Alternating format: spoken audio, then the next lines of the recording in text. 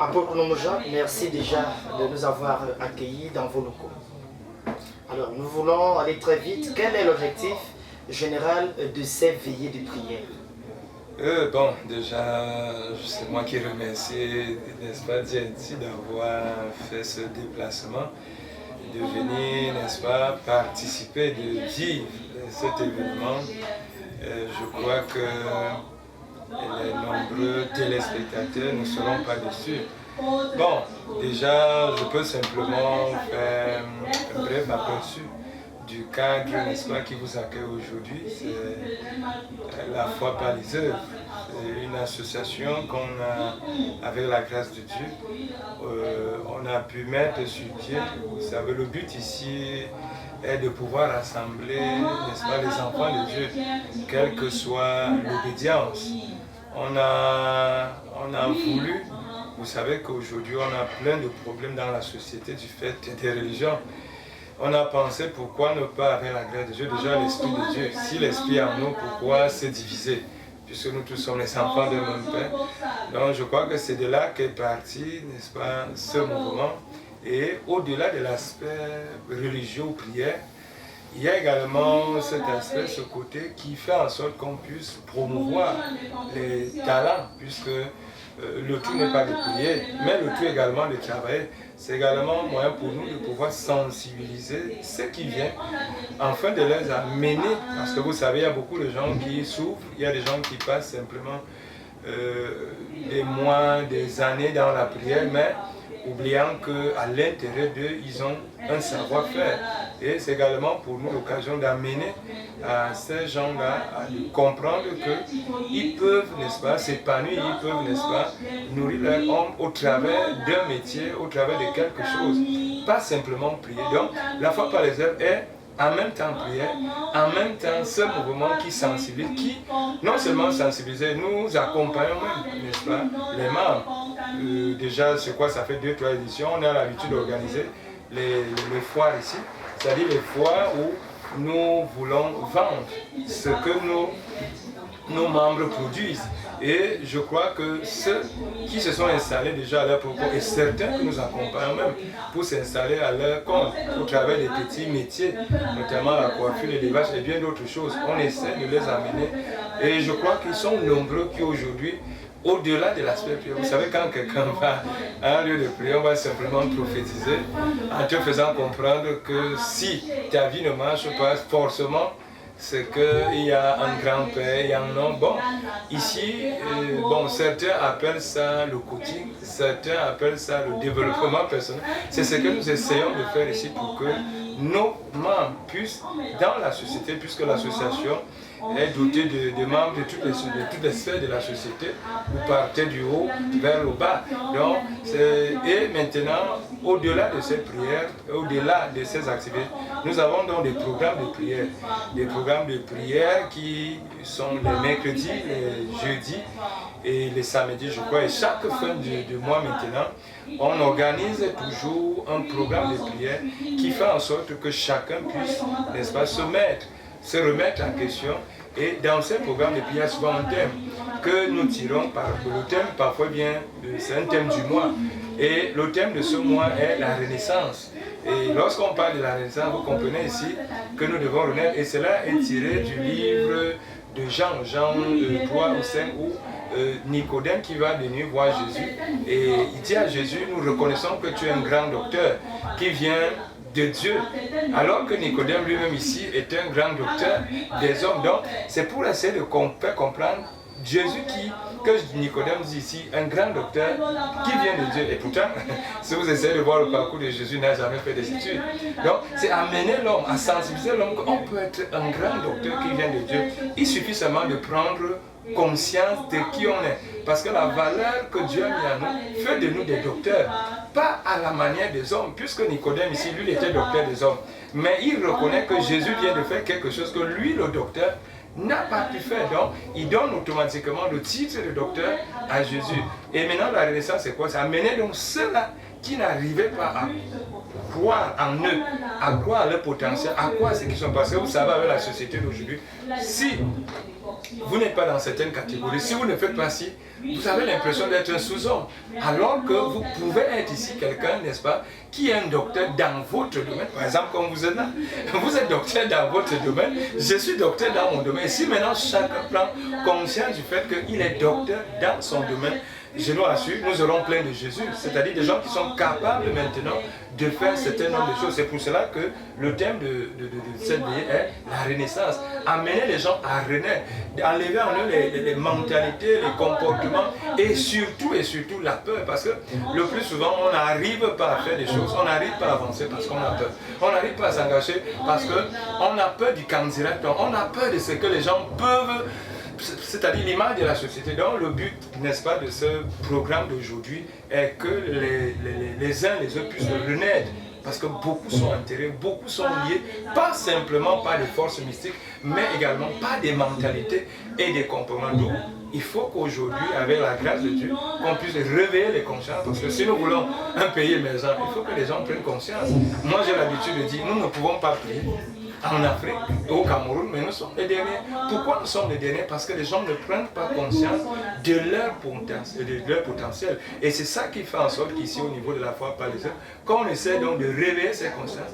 Et au sortir d'une séance comme celle-ci, vous allez voir, il y a beaucoup de gens, n'est-ce pas, qui vont commencer donc maintenant. Parce que vous savez que la parole est quelque chose vraiment de fort. Ça va ouvrir, et c'est là où quelqu'un qui passait à côté d'une grâce va maintenant voir que voilà telle grâce. Donc c'est ça le but. Et maintenant, René, donner maintenant, n'est-ce pas, des messages. Parce que nous voulons que le pays change. Nous voulons que les choses changent. Pour que ça change, il faut que les mentalités changent. Parce que quand on parle de renaissance, c'est déjà d'accepter qu'on a échoué. Ça veut dire qu'on est d'abord né une fois et ça ne va pas donner. Donc, renaissance voudrait dire simplement qu'on accepte maintenant repartir, qu'on accepte maintenant prendre un nouveau départ. Et c'est donc là où, que ce soit le pays, que ce soit la société, que ce soit les femmes et même les hommes, on peut maintenant espérer avoir donc des résultats et des victoires que nous sommes en train de chercher aujourd'hui. Alors, quelle est la différence que vous faites entre votre association? Parce que j'ai comme impression que vous évoluez en association et non comme une confrérie religieuse. Parce que vous n'avez pas une obédience fixe, vous parlez de toutes les couches, toutes les obédiences. Alors, quelle est la différence que vous faites? Est-ce une association ou alors il y a quelque chose? Bon, vous savez, les hommes ont des problèmes avec l'église. Nous, on refuse d'être église. Déjà, s'il faut même parler d'église ici, Jésus nous a laissé le modèle d'église. Le modèle d'église que Jésus a laissé, c'est l'amour. C'est pour ça que si maintenant il faut parler en tant que entre guillemets église, je vais dire que nous sommes une église.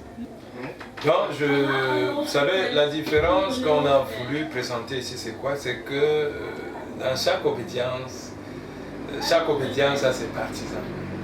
Et lorsqu'on a ses partisans, c'est facile de dénigrer les autres qui sont de l'autre côté. Et vous voyez, c'est ça qui provoque donc des guerres. C'est pour ça que nous ici, avec la présence de l'Esprit de Dieu, déjà vous savez que Jésus est celui-là qui n'a laissé aucune obédience. Jésus n'a laissé aucune religion. Parce que Jésus s'est entouré de presque tout le monde. Et quand vous voyez ces disciples qui sont allés partout dans le monde, ils sont allés pour annoncer l'évangile de Jésus-Christ. Si vous voyez certains qui sont allés vers l'Asie, vous allez trouver là-bas qu'il y a d'autres religions là-bas qui peut-être aujourd'hui, ceux qui sont venus du côté de l'Europe comme Pierre, on aura l'impression que la vraie seule religion est la religion de Pierre. Alors qu'il y a les Thomas qui sont allés de l'autre côté, il y a les autres qui sont allés. Donc, ici au niveau de la foi parisienne, on a bien voulu, n'est-ce pas, être comme un arbitre, être comme ceux-là qui essaient d'amener les religions vers l'idéal, vers l'objectif qui est Dieu. Parce que quand un pasteur peut prêcher contre l'autre religion, ou alors peut prêcher contre l'autre religion, c'est comme si Dieu est dans son église et il n'est pas ailleurs. Alors qu'on parle de quelqu'un qui est omniprésent, il n'a pas besoin d'une église pour entrer. Même là où il y a ceux qu'on considère comme les athées, c'est Dieu quand même qui les a créés. Donc, nous ici, on a pensé que, bon, pourquoi ne pas rassembler tous les enfants de Dieu, puisque c'est ce que nous aurons au paradis. Quand vous parcourez la Bible, on vous dit que ceux qui sont retrouvés là-bas, ce sont les gens qui sont venus de partout, qui parlaient plusieurs langues, mais qui aujourd'hui au ciel parlent une seule langue. Donc là-bas, il n'y a pas une histoire que non, j'étais catholique, j'étais pentecôtiste, j'étais musulman, j'étais... Quand on parle du paradis, le paradis n'est pas scindé en église. Le paradis est plutôt scindé à ceux qui ont fait du bien, à ceux qui ont fait du mal. Et maintenant, s'il faut parler du bien, le bien n'est pas, n'est-ce pas, l'apanage d'une religion. Le bien est pour tout le monde. C'est pour ça que nous ici, on essaie de sensibiliser chaque enfant de Dieu qui se reconnaît enfant de Dieu. Et tout le monde est enfant de Dieu puisque notre existence vient de Dieu. De sensibiliser les enfants de Dieu afin de leur faire comprendre qu'il y a un Dieu. Et là maintenant, au sein de l'association, il y a ceux qui sont catholiques. Au sein de notre association, il y a ceux qui sont pentecôtistes. Au sein de notre association, il y a les musulmans. Et vous voyez maintenant toutes ces religions réunies ici.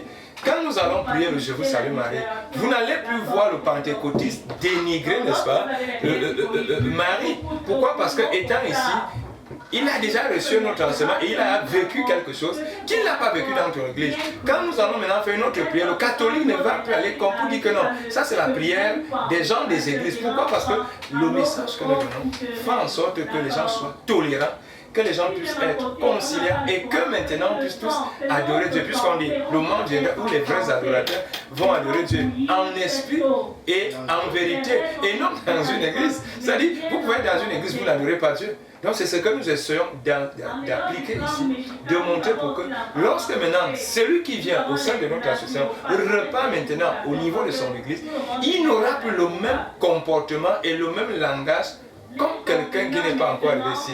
Et c'est là donc la fraternité. Vous savez, aujourd'hui on parle d'unité. On parle dans notre pays de quoi? On veut l'unité. L'unité doit commencer par l'église. Moi je dis toujours, c'est l'église qui prend d'abord la division. Il est donc question que les hommes de Dieu que nous sommes, nous essayons de monter les uns. Et c'est là, puisque nous avons une influence sur les fidèles. Imaginez si vous rassemblez, comme vous voyez là, peut-être en cette nuit, il y a près de 1500, 2000 personnes qui vont. Si maintenant, je deviens un influenceur en leur faisant comprendre que, voilà, que tu sois catholique, que l'autre soit pentecôtiste, l'autre protestant, nous sommes tous des frères. Je dis ça tous les jours, je répète ça tous les jours, ça entre.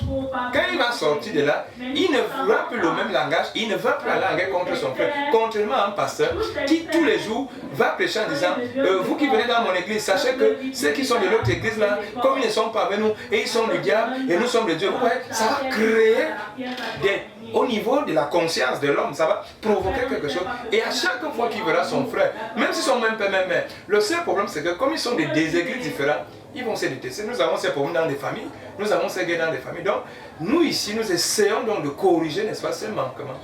Parce que moi j'appelle ça manquement. Dieu n'a jamais laissé une église, à moins qu'il y ait un homme de Dieu qui va me prouver le contraire. Jésus n'a laissé aucune église en dehors de l'église de l'amour. Donc ici, nous essayons de présenter l'église qui est l'amour des enfants de Dieu. Alors, revenons au sujet qui nous rassemble aujourd'hui. La neuvaine pour la Renaissance, on voit directement la très sainte Vierge Marie. On a comme l'impression que vous la vénérez plus. Alors Marie, est-ce que c'est un culte qu'on fait à Marie de façon particulière? Déjà, je vais vous remercier pour la question. Je crois que c'est le Saint-Esprit qui vous a demandé de poser. Ouais, un peu là-haut, il y a la Vierge Marie ici. Vous savez, j'aime toujours ce petit débat. Vous savez, dans la vie, chacun a son expérience. L'expérience que j'ai, forcément, vous ne l'avez pas. Quelqu'un ne l'a pas. Chacun a vécu. Donc je peux exprimer mon vécu qui n'est pas le vécu de l'autre. C'est pour ça que parfois je peux suivre des débats ça et là concernant les églises qui vont vous dire ah, Marie, ceux qui venaient, ceux qui... Je crois que ce que les gens font, c'est comme quand vous avez votre main. Qu'est-ce qu'on fait de votre main? Si vous avez votre main, vous vénérez votre main, non? Qu'est-ce qu'on fait de votre main? Est-ce qu'il n'y a pas des moments où vous voulez quand même faire des cadeaux? Vous voulez quand même, parce que prenons le cas où vous êtes un enfant que la maman, surtout les nous comme ça, nous sortons des familles un peu difficiles. La mienne part à son âme. Elle a souffert, elle est restée veuve. Elle a donné de sa vie pour que peut-être quelqu'un comme moi, je puisse au moins être là où je suis là. Bon, avant qu'elle ne meure, je crois qu'il fallait quand même un retour, n'est-ce pas? Parce qu'elle a pris de la peine, déjà 9 mois. pour m'accoucher. Et maintenant, vous connaissez les conditions, les difficultés d'une femme enceinte. Et maintenant, lorsque vous naissez, et rester maintenant veuve, comme elle a fait, parce qu'elle est restée veuve, j'avais, je crois, 3 ans, 4 ans, quelque chose comme ça. Imaginez donc une femme qui reste veuve et qui doit vous nourrir, je n'étais pas le seul. Jusqu'à, elle est morte, c'est quoi, ça ne fait pas 4 ans, 5 ans. Donc j'étais là, monsieur. Imaginez donc tout ce temps-là. Quand vous devenez un homme, la moindre des choses, c'est de reconnaître les bienfaits de votre maman. La moindre des choses. On ne pourrait donc pas vénérer Jésus. On ne peut donc pas parler de Jésus sans parler de Marie. Puisque Marie, que aujourd'hui nous mettons devant, Marie a été annoncée dans le livre d'Isaïe, je crois Isaïe 10, lorsque le peuple souffrait. Dieu dit au prophète Isaïe, voilà le signe qui va aller. Le signe, c'est qu'une fille vierge va donner naissance à un garçon qu'on appellera Emmanuel. Et nous savons qu'Emmanuel, c'est Jésus. Ça veut dire, Marie ici est annoncée comme celle par qui le salut doit arriver. Et si nous revenons dans la Renaissance, on ne peut pas naître d'un homme. On est d'une femme. Bon, si maintenant on est d'une femme, que quelqu'un me dise de quelle autre femme on est. Parce que si toutes les religions qui ne parlent pas le nom de Jésus, bon, vous ne pouvez donc pas, celle qui a donné naissance à Jésus. Je me dis donc que si nous sommes ceux-là qui suivent Jésus, nous tous nous devons naître de Marie et devenir donc de Jésus. Bon, si maintenant je refuse de naître de Marie, je refuse de Marie, ça veut dire que je ne suis pas né. Puisque l'homme naît d'une femme, c'est ce que Dieu a voulu, non? L'homme ne naît pas d'un homme, même comme le monde aujourd'hui veut nous faire voir de toutes les choses. On naît d'une femme. Et si maintenant nous naissons d'une femme, pourquoi ne pas naître de cette femme qui est mariée? Puisque Jésus sur la croix, il montre même l'exemple. Avant de partir, prend Jean, le disciple qui l'aimait, il dit, femme, voilà ton fils. Fils, voilà ta mère. Et on dit dans la Bible, à partir de ce jour, le disciple que Jésus aimait le plus, la mère de Jésus, et je parle ici, c'est un héritage comme de l'air. C'est comme quelqu'un qui vous donne ses dernières volontés avant de mourir. Il vous dit, bon, ok, avant de mourir, je te laisse ma voiture, je te laisse telle chose, je te laisse le terrain. Bon, comment il nous laisse l'héritage de sa maman? Il y a ce qu'on prend et ce qu'on ne prend pas. Est-ce que ça a un sens? Hein? Ça n'a pas de sens. Alors je voudrais savoir, apôtre, non, il y a des gens qui pensent que, vu ce que vous avez écouté, vous avez dit, on vous a écouté, musulman c'est bien. Mais maintenant, on dit Marie, mère de Dieu. Est-ce que Marie était vraiment la mère de Dieu? Je parle comme un enfant du quartier, on a dit. Pourquoi prier Marie? On a comme l'impression que plus on prie Marie, on a tendance à négliger Jésus et Dieu le Père lui-même. Mais on met toujours en avant Marie.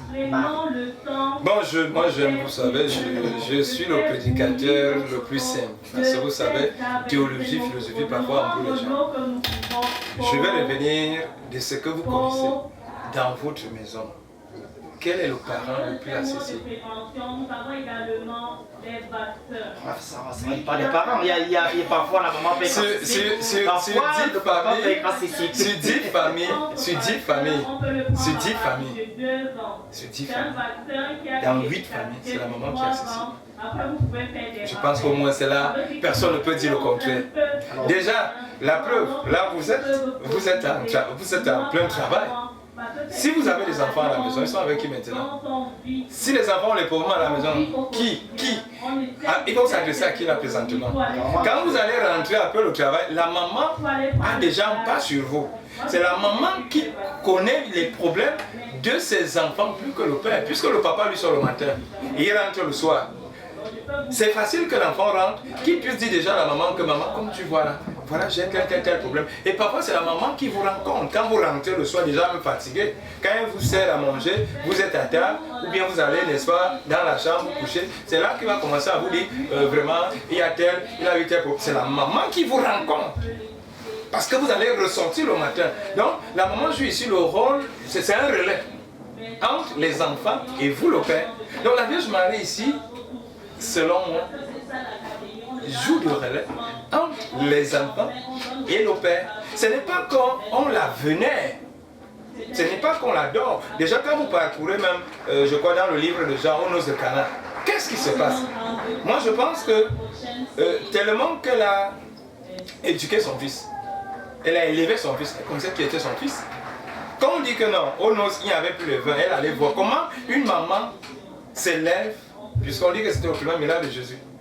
Dans les Saintes Écritures de la Bible ici, peut-être il a fait d'autres encarnations, mais quand on parle dans la Bible, on dit c'était son premier miracle. Comment une maman qui ne connaît pas son enfant peut aller dire ils n'ont plus le vin? Ça veut dire que cette maman connaît qui est son fils. Et peut-être amène son fils à dire que non, là où tu es là, peut-être c'est à le moment. Sûrement il y a eu beaucoup de révélations parce que quand nous parcourons, l'annonce de Jésus c'est quoi? Tu es béni entre toutes les femmes. C'est l'ange qui le dit. Et le fruit de tes entrailles est béni. Elle se pose la question que ce que vous me dites là, comment ça va arriver? On lui fait comprendre que non, la puissance de Dieu viendra, l'esprit te couvre. Je pense qu'ici ce n'est plus n'importe quelle femme. Vous savez, il y a quelque chose qui m'intrigue souvent. Vous allez voir les gens qui prennent le jeûne d'Esther. Entre Esther et Marie. Pourquoi ne pas faire le je vous salue Marie? Mais pourquoi pas le jeûne d'Esther? Pourquoi ne pas faire le jeûne de Marie? Mais pourquoi faire? On va vous citer des femmes, on va vous prendre des femmes dans la Bible, des exemples. On va vous parler d'Élisabeth, on va vous parler de Sarah, on les cite de gauche à droite. Mais pourquoi ça fait mal de citer Marie? Pourquoi ça pose problème de parler de Marie, qui est la mère du Christ? Et là, pour revenir à votre question, on parle de mère de Dieu. Qu'est-ce que la Bible nous fait comprendre? Elle a conçu par quoi? L'Antique du Seigneur, du Saint-Esprit. Et lorsque vous parlez du Saint-Esprit, c'est quoi? Alors, merci. Alors, une dernière question pour... Non, je pense que vous avez répondu à la question. Et là, pour finir cet entretien, alors, les fidèles qui viennent nombreux de diverses obédiences religieuses, qu'est-ce qu'ils gagnent au terme d'une veillée comme celle-ci? Vous savez, ça fait peut-être, je ne sais pas, 4 ans, 5 ans que ces veillées ont débuté, mais ça fait près de 10 ans que ce ministère est ici. Bon, si vous voyez 10 ans, il y a ces gens qui viennent, sûrement ils trouvent quelque chose.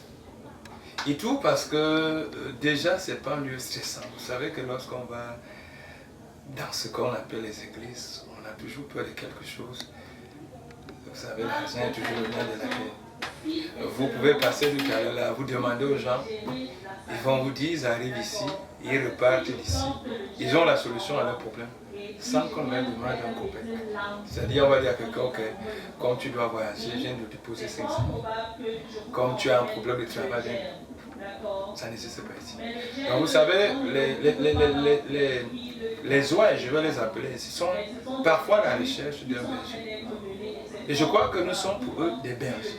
C'est-à-dire on essaie de les soutenir, on essaie de les encadrer là où ils ont tout perdu. Ils ont même perdu l'espoir de vivre parce que ce n'est pas à moi de vous expliquer ailleurs, dans d'autres. Tout ne se passe qu'en termes d'argent. Mais ici, ils rentrent et je vous rassure, bon, le port ne se dira pas grave, c'est à vous simplement de constater. Comment? Avec. Vous savez, parfois on a eu des frères à faire des excursions. Quand on arrive, peut-être, on était à Saint-Léman une fois, avec le diocèse de Saint-Léman, on a fait, je crois, déjà deux pèlerinages là-bas. Quand on voit le nombre de personnes, ça dépasse l'entendement. Parce que parfois on y va, le nombre de véhicules, on demande, vous faites ça comment? Il dit non. La Bible dit que les brebis connaissent leur berger, ils reconnaissent leur voix. Vous savez, quand vous vivez, vous ne vous faites pas grave. Vous êtes au même niveau. C'est ça le berger. C'est-à-dire, tout à l'heure vous allez, il n'y a pas de protocole. Que vraiment, c'est une famille. Considère c'est une famille. Donc ça fait que les brebis qui arrivent se sentent épanouis à l'aise, contrairement parfois à d'autres milieux où déjà pour toucher l'homme de Dieu, pour causer avec l'homme de Dieu, pour faire avec le CCD. Je crois que c'est tout à fait. Et en plus maintenant, ils ont les résultats de leur vie. Parce que ici, ils voient les merveilles que le Seigneur réalise. Ils voient comment le Seigneur ouvre les yeux des aveugles. Ils voient comment le Seigneur met debout des gens qui ne marchent. Ils voient, ce n'est pas qu'on les raconte. Quelqu'un est venu avec sa personne. Ils sont nombreux là. Donc c'est ça qui fait. Et combien à combien? À 0 francs. On n'a pas béni. Je pense que c'est autant de choses qui fait notre particularité ici. Et c'est ça qui a rendu ce monde que vous voyez là. Et je crois que le Seigneur qui nous prépare les grandes choses, qui prépare les très grandes choses, vous n'êtes pas là au hasard. Vous savez, à chaque fois que le Seigneur veut faire quelque chose, il y a toujours des témoins. Peut-être vous êtes témoin de ce que Dieu fera, non seulement aujourd'hui, mais dans les jours à venir. Et c'est vous, c'est par vous que vous allez témoigner. Vous allez, non, ce n'est pas parce qu'avant, les autres ont l'habitude de dire non, c'est des montages. Vous vivez aujourd'hui quelque chose qui va rester gravé quelque part, afin de produire ça quand ce que Dieu a préparé. Merci. Là devant l'hôtel.